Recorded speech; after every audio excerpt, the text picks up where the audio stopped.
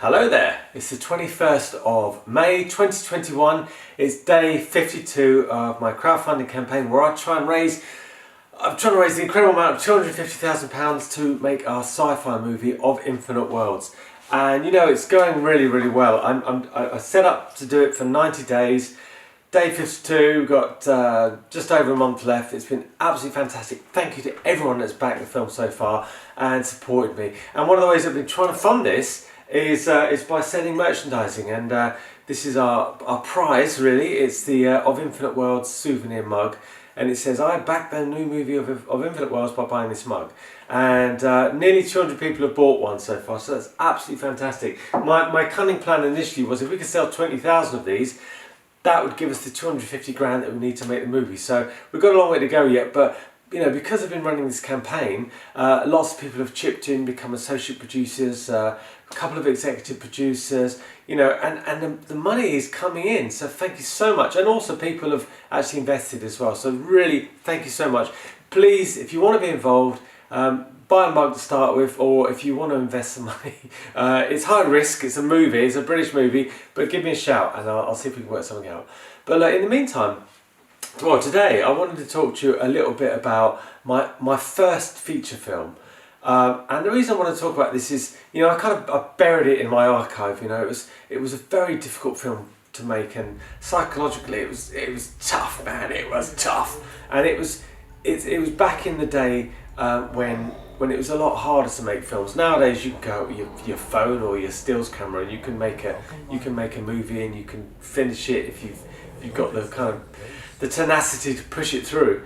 But back then it was a bit different. You needed money, you had to shoot on film, because it was made I shot it in 1996, or most of it in 1996. So you know, you needed a kind of film industry backing unless you could get hold of money to make it.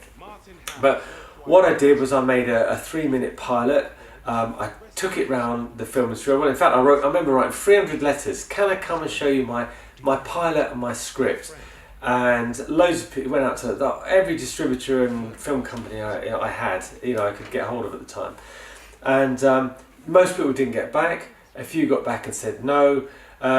2 people eventually called me in. One was the distributor. I went to see the distributor, and it was really nice, but I didn't really feel right about it. And then the other one I went to see was a company called Dandelion Distribution, who have gone now.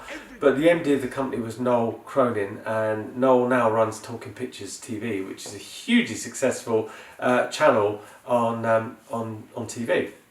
And I recommend it. It's kind of like a nostalgia channel. But Noel gave me my big break, so I'm forever thankful for that. So if you're watching, Noel, thank you.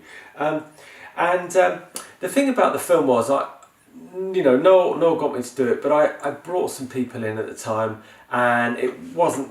Perhaps, you know, I was a bit naive then. I was only 30. I was made a few mistakes. Few people weren't quite right, and they made it very difficult. But it was a battle. However, you know, I met Gordon Hickey, the lovely cameraman that has worked with me ever since. I met some really great people. The cast were fantastic. I mean, you know, talk about a top-notch cast. It was absolutely brilliant. And you know, and the team were really good as well. There's just a few people in the production department that made it difficult. But you know, we shot it over 30 days, and I have to tell you, this was the toughest thing I've ever done. You know, it was a kind of horror film, so it was shot at night, which was difficult. My friend Andy Sloss was editing it in the day, so I was shooting a lot at night, shooting in the day. It was editing in the day. It was a nightmare. But you know, I went in a boy and I came out a man. This one. But I wanted to say, the reason I wanted to talk to you about it was because I've been thinking about it. Should I put it as one of the perks on our crowdfunding campaign? This is it, Written in Blood it's called.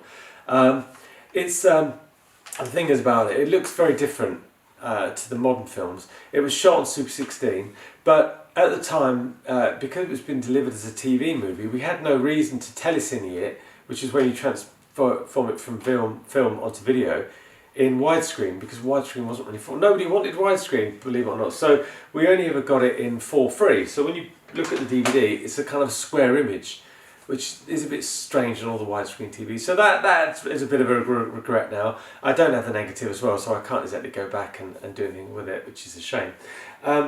However, on the DVD, I put a lot of love into it, and I managed to get the DVD out in the early 2000s. It never really went in the shops. I only ever sold it at things like Memorabilia and Comic-Con and these sort of things. But a lot of love went into it. I recorded a voiceover on how we did it. I put a couple of my short films that I'd made at the time that were quite experimental, and there's deleted scenes and all that sort of stuff.